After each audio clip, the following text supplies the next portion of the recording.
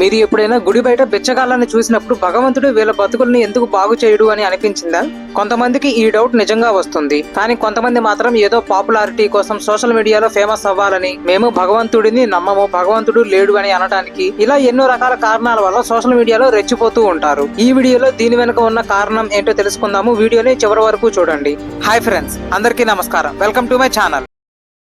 నేను ఈ వీడియోలో చెప్పేది అందరూ బిచ్చగాళ్ళ గురించి కాదు. ఎవరైతే శారీరకంగా బలంగా ఉండి పని చేసుకోగలిగి ఉండి కూడా పని చేయకుండా ఇలా బెచ్చమెత్తుకుంటారో వాళ్ళ గురించి మాత్రమే. అది కూడా పర్సనల్ గా నా ఒపీనియన్స్ మాత్రమే. మీకు గనక నా ఒపీనియన్స్ నచ్చినట్టు అయితే లైక్ చేయండి, లేకపోతే వదిలేయండి. భగవంతుడు వీళ్ళ బ్రతుకుల్ని ఎందుకు బాగు చేయడు అని ఆలోచించడం కంటే కూడా అసలు ఎందుకు చేయాలి అని ఎప్పుడైనా ఆలోచించారా? హిందువులు ప్రామాణికంగా భావించే గ్రంథాలలో ఒకటి భగవద్గీత. అందులో శ్రీకృష్ణుడే స్వయంగా చెప్తాడు, ఈ విశ్వంలో నేను ప్రత్యేకంగా పని చేసి సాధించాల్సిందంటూ ఏమీ లేదు. అయినా సరే నేను నా కర్తవ్యం చేస్తాను, ఎందుకంటే నన్ను చూసి ఎంతో మంది ఫాలో అవుతారు. దీనికి ఎగ్జాంపులే మహాభారతంలోని కృష్ణ రాయబారం. దుర్యోధనుడు శాంతి ఒప్పందానికి ఒప్పుకోడు అని శ్రీకృష్ణుడికి తెలుసు. అయినా సరే తన పని తాను చేశాడు. మీ పనులు, బాధ్యతలు, కర్తవ్యాలు అన్నిటినీ కూడా యజ్ఞంలా భావించి చెయ్యాలి. అది కూడా ఫలాసక్తి లేకుండా చేయాలి.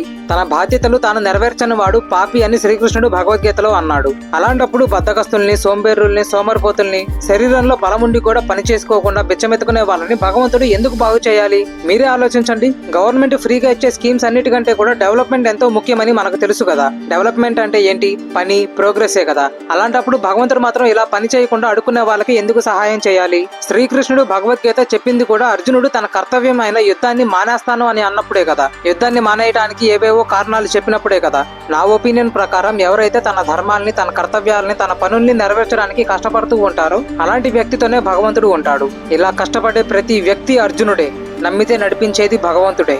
భగవంతుడు సహాయం చేయాలి అని అనుకున్నట్టు అయితే ఇలాంటి వాళ్ళకంటే కూడా దేశం కోసం నిస్వార్థంగా పనిచేసే ఎన్నో రంగాలు ఉన్నాయి. వాటిల్లో పనిచేసే వాళ్ళకి ముందుగా సహాయం చేస్తాడు. ఆ రంగాల పేర్లు చెప్పట్లేదు, మళ్ళీ బెగ్గర్స్ తో పోల్చాను అని ఫీల్ అవ్వచ్చు. అందుకే ఇక్కడ ఒక అనుమానం రావచ్చు, మరి మానవ సేవే మాధవ సేవ అని అంటారు కదా, మరి దాని సంగతి ఏంటి అని.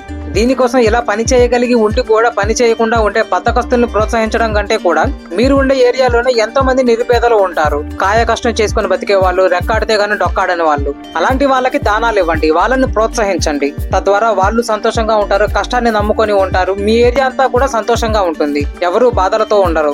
పొద్దున్న లేచి అందరూ ఖచ్చితంగా చదువుకోవాలి అని చెప్పే ఒక శ్లోకం, కరాగ్రే వసతే లక్ష్మి కరమధ్యే సరస్వతి కరమూలే స్థితే గౌరీ ప్రభాతే కరదర్శనం. దీని అర్థం ఏమిటంటే మన వేళ్ల చివర లక్ష్మీదేవి ఉంటుంది అని, చేతి మధ్యలో సరస్వతీదేవి, మణికట్టు దగ్గర పార్వతీదేవి ఉంటుంది. ఇంతటి గొప్ప చేతుల్ని ప్రతిరోజు ఉదయాన్నే దర్శించుకోవాలి అని అర్థం. కానీ ఈ శ్లోకం చదివినప్పుడు నాకు అనిపించింది అయితే ఈ 3 భాగాలలో మొదటిది ఏంటిది? మణికట్టు. ఇప్పుడు మనల్ని డాక్టర్ ఏమైనా చెక్ చేయాలి అంటే ఎక్కడ పట్టుకునేది? కొంచెం ఇంచుమించుగా మణికట్టు దగ్గరే కదా. అంటే ముందుగా అందరూ వాళ్ళ ఆరోగ్యము, వాళ్ళ బలం గురించి జాగ్రత్త తీసుకోవాలి. దాని తరువాత అరచేతి మధ్య భాగం. మనం ఏదైనా బుక్ గానీ అలా పట్టుకోవాలంటే మనకి ఎక్కువ పనికొచ్చేది అరచేతి మధ్య భాగమే కదా. కాబట్టి సరస్వతీదేవి అక్కడ ఉంటుంది అని అన్నారు. అంటే మనం ఆరోగ్యంగా బలంగా ఉండి దాని తర్వాత మన విద్యను పెంచుకోవాలి. విద్య అంటే కేవలం ఎడ్యుకేషనే కాదు, స్కిల్ కూడా. మనం చేసే పనిలోనే స్కిల్, నాలెడ్జ్ అన్నది పెంచుకోవాలి.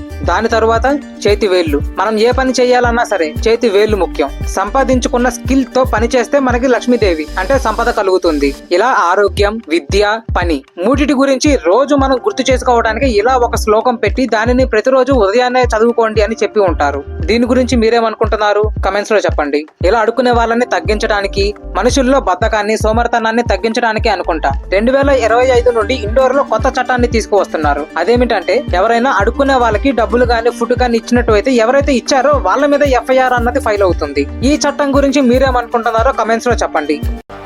వీడియోని చివరి వరకు చూసినందుకు ధన్యవాదాలు. ఈ వీడియో కనుక మీకు నచ్చినట్లయితే లైక్ చేయండి, మీ ఫ్రెండ్స్ అండ్ ఫ్యామిలీకి షేర్ చేయండి. ఇటువంటి మరిన్ని వీడియోస్ కోసం మా శేషసాయి అఫీషియల్ యూట్యూబ్ ఛానల్ ని సబ్స్క్రైబ్ చేయండి. మీ సలహాలు, సూచనలు, అభిప్రాయాలు కింద కమెంట్స్ సెక్షన్ లో తెలపండి. జై హింద్.